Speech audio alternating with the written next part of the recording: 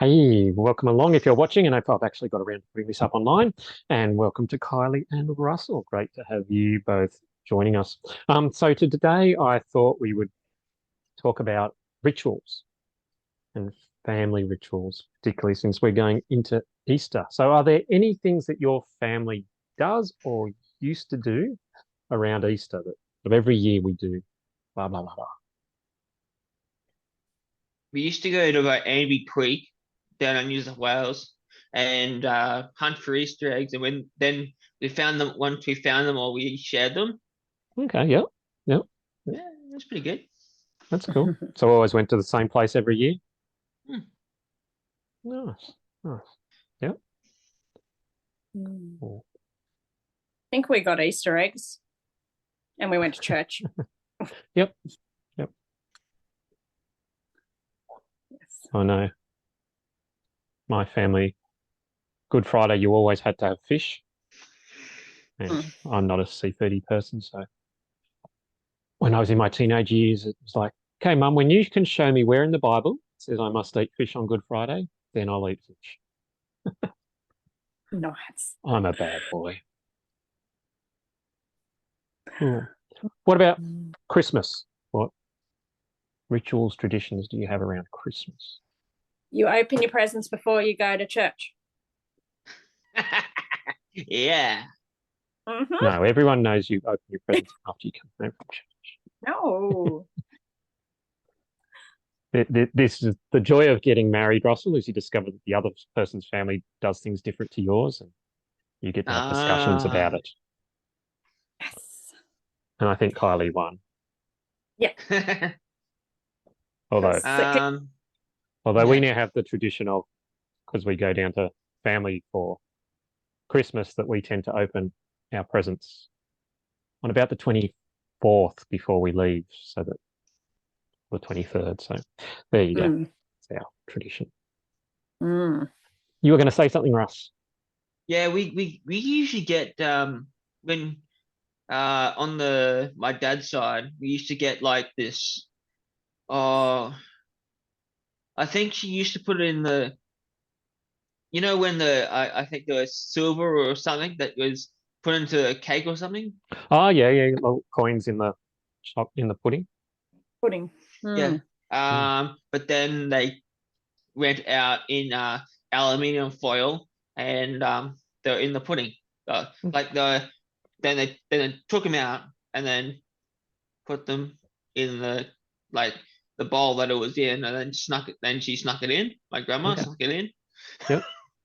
So like $2, $1. Nice. Nice. Oh. Yep. So it's like, ooh, money. Money. I like this. You can have your pudding. You can have your pudding to, have your money. Maybe that's one way to get kids to eat food. There's money in it. If you eat all your veggies, you'll find the $2 coin.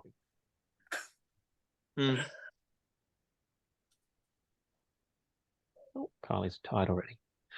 Cool. So one of the pillars of Here to Stay is rituals, and the word's gone out of my brain for a second.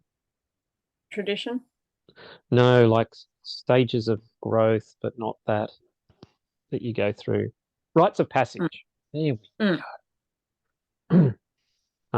So I guess it's that challenge for how do we encourage our families to be going, what are our traditions that we have as a family? So one of our traditions around Christmas and now around Lent and Easter is we've got a few books. And if I'd been really clever, I would have brought them in with me, but I'm not really clever. And the Christmas one isn't behind me. And so the Christmas ones, every day in Advent, there is a chapter to read. And you read through it, and then it's got a little devotional reflection. So one is Jotham's journey, so follows a shepherd who sort of is grumpy at his family, so runs away. Then he goes back to camp and discovers the family's disappeared, so he has to go and try and find them, and ends up in Bethlehem and sees the baby Jesus. The other one we've got for Christmas is about one of the children who comes along with the wise men. he eventually gets there and sees Jesus. And then now for Lent, we're reading one that's actually Jotham's son and the story of him, and Jotham gets arrested and we don't know what's going to happen. It's finished. So that was suggested by another children's and youth worker in Brisbane. And so, it's that sense of, okay, one of our traditions is, hey, we're going to read through this book. And each night we'll have that little chapter and then that little devotional thought about what does it mean? So some of the ones about Lent have been, are you ready for Jesus? What does it mean to think about him? What does it mean that he loves us and accepts us? Those sort of things. So it's, finding how do we have those things that are meaningful. Some people talk about birthdays.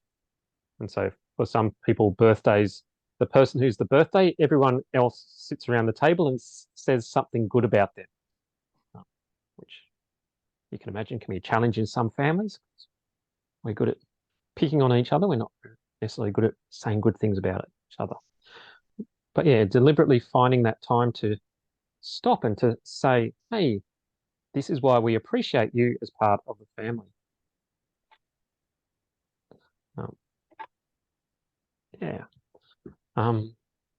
So that's birthdays. There's also things like how do we start to do some rituals around things like, getting your license, starting school. And these things help us to go, hey, God is actually part of our life. I got this license and God is going to take care of me. So it's not just coming up with something for the sake of it, but it's how do we keep tying God back into our lives? God is part of our lives. So, the story keeps going, okay, God is part of our life. Let's talk about that each night. I guess decorating a Christmas tree is often a tradition a family has. How do you make that into a reflection of God as opposed to, no, don't put that there, or allowing your child to decorate? It's looking very interesting. Mm-hmm. Are there any, thoughts around that? Any ideas that pop into your mind? I liked that the Anglican church did the bring your bag, your school bag. Yep. Or bless the school bag, whatever it was. And maybe even before they do their exam periods, when you get enough year 12s. Yep. So it can be, how do we have those rituals in the church? Blessing the school bags, which we were thinking about, but there was some reason why we didn't do this year. And I can't remember what it was, but I think we had something else on that just wasn't going to fit with it. And we went, let's focus on that. But and yes, that connection. I guess one of the things we've done in Southside is that around year 12 at the start of term 4, we tend to give them a little pack of goodies to eat while they're studying, and a card saying, hey, we're thinking and praying about you. So again, grounding it into, we're thinking about you. And God can be here in that space. Any other ideas of what family could do, or what we as a church could do? So yes, it's how do we do it in the families? How do we do it because we want family faith formation? So it's important for families to be doing this stuff. How do we do it also as a church? Because, we're also involved in these kids' lives. Or what are some of the big moments that you think, hey, that would be really good to?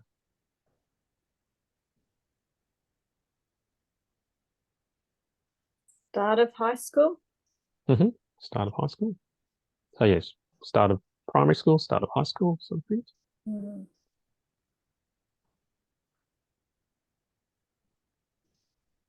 It's Tuesday evening and it's too difficult to think, isn't it?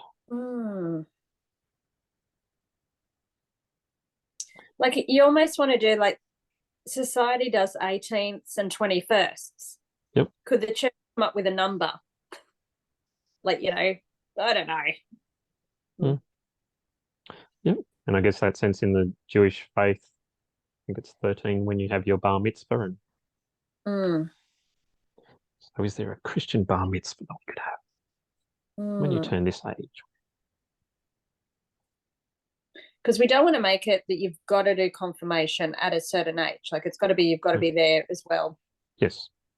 Yep. Like you don't want to have to say just because you've hit this age, you've got to do it. And if you miss out, then, but it'd be good to somehow get them looking forward to confirmation, them thinking this is an exciting part of our Christian journey. Yep. Yes. So there's that struggle with confirmation. Sometimes in some churches it's sort of become, well, you get to this age and it's just you're expected and it may not really be meaningful. Whereas, yes, it needs to be that thing. You do it when you're ready. When I'm at this stage and I want to proclaim, yes, this is my faith. I'm connected. Yep, that's a good thought.